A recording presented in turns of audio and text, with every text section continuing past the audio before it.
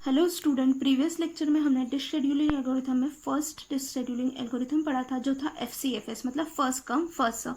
आज हम देखेंगे SSTF मतलब shortest seek time first algorithm. जैसा कि इसके नाम से रिप्रेजेंट हो रहा है shortest seek time first algorithm.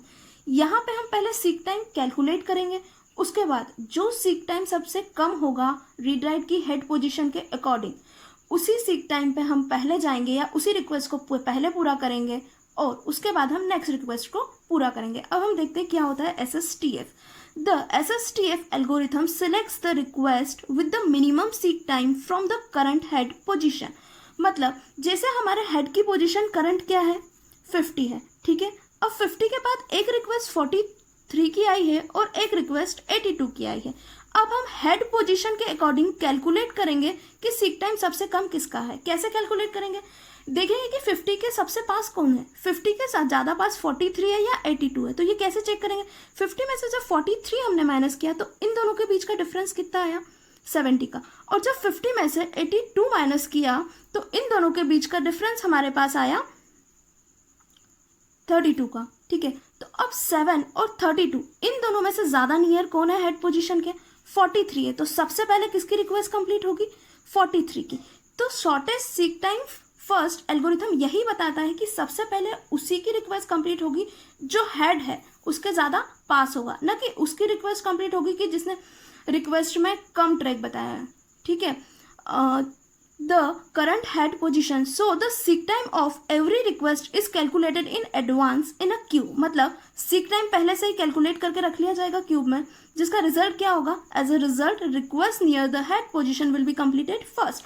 मतलब उसे पता चल जाएगा कि हेड के सबसे पास कौन सी प्रोसेस है और उसकी रिक्वेस्ट को वो पहले क्या कर देगा कंप्लीट कर देगा। तो शॉर्टेस्ट सीक टाइम फर्स्ट में क्या होगा, हम पहले सीक टाइम कैलकुलेट करेंगे और हेड पोजीशन के पास जो प्रोसेस होगी या जो ट्रैक होगा पहले उसकी रिक्वेस्ट को कंप्लीट किया जाएगा। अब इसके एडवांटेजेस देखते हैं। एडवांटेजेस क्या होते हैं, एवरेज रिस्पॉन्स टाइम, मतलब प्रोसेसेस को बहुत कम टाइम में ये क्या कर देगा रिस्पॉन्स कर देगा। Second, try to be give minimum seek time, मतलब ये जो सीक टाइम है उसे कम करने की कोशिश कर रहा है, पर first come first serve algorithm में ये नहीं हो रहा था। वो जैसे प्रोसेस आती थी उनकी रिक्वेस्ट को कंप्लीट कर देता था। अब इसका एक मेन डिसएडवांटेज क्या होता है, कॉजेस स्टारवेशन।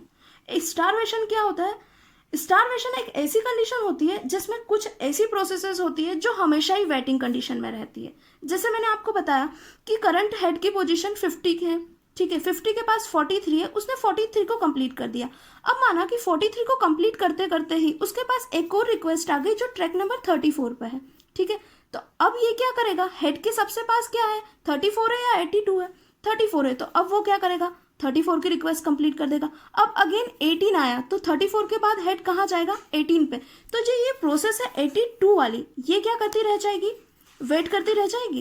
तो यही जो प्रोसेसेस की जो कंडीशन आती है उसी कंडीशन को हम बोलते हैं स्टारवेशन। तो इसका मेन डिसएडवांटेज यही है कि कॉजेस स्टारवेशन, मतलब जो प्रोसेस वेट करती है वो प्रोसेस वेट ही करती रह जाती है, ठीक है। इस टाइप के जो एल्गोरिथम्स हैं उनमें भी न्यूमेरिकल बेस्ड क्वेश्चन आते हैं, जिसमें मैं आपको जो प्रीवियस क्वेश्चन हमारा था उसी को SSTF के अकॉर्डिंग सॉल्व करके बताऊंगी।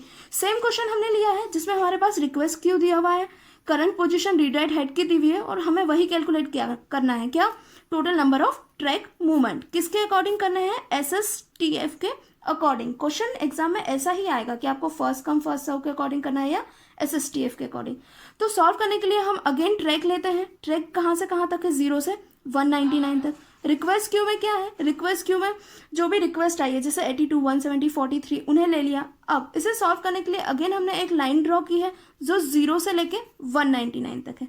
करंट पोजीशन हमारे रीड राइट हेड की क्या है 50 है, ठीक है। अब हम देखते हैं 50 के ज़्यादा नियर क्या आ रहा है, 43 आ रहा है या 82 आ रहा है। 50 के ज़्यादा नियर क्या है 43 है, तो हमारा रीड राइट हेड पहले किसी प्रोसेस की रिक्वेस्ट कंप्लीट करेगा 43 की। अब अगेन चेक करेंगे 43 के बाद ज़्यादा पास कौन सी है 82 है या 24 है। ऑब्वियस है 24, तो ये कहाँ जाएगा अब 24 के 24 पे जाने के बाद अब ये कहाँ जाएगा 16 पे। अब 16 के बाद उसके पास और कोई ऑप्शन नहीं है और कोई रिक्वेस्ट नहीं है, तो वो कहाँ जाएगा अब 82 पर। 82 के जाने के बाद 140 के बाद 170 एंड लास्ट 190। इस तरह से ये क्या करेगा, प्रोसेसर्स की रिक्वेस्ट को कंप्लीट करेगा। अब यहाँ पे भी हम total number of track movement count करेंगे, वो भी डायरेक्शन बेस पे ही होगा। जैसे पहले वो 50 से बैकवर्ड डायरेक्शन में कहाँ तक चला, 16 तक, तो पहले हम 50 में से क्या माइनस कर देंगे, 16। फिर नेक्स्ट डायरेक्शन उसने कहाँ चेंज की, 16 से लेके 190 तक, तो अब हम क्या माइनस कर देंगे, 190 में से 16 माइनस कर देंगे। तब जो हमारे पास टोटल सीक टाइम या कहे कि टोटल ट्रैक मूवमेंट आए वो कितने आए, 208, जो फर्स्ट कम फर्स्ट सर्व से कम थे। तो यहाँ पे क्या हुआ, इस एल्गोरिथम ने हमारा सीक टाइम तो कम कर दिया, बट कौन सी प्रॉब्लम आ सकती है, स्टारवेशन की प्रॉब्लम।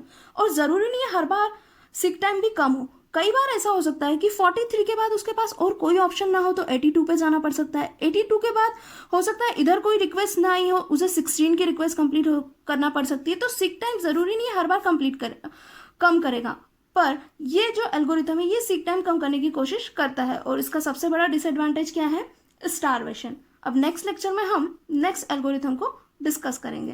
Thank you.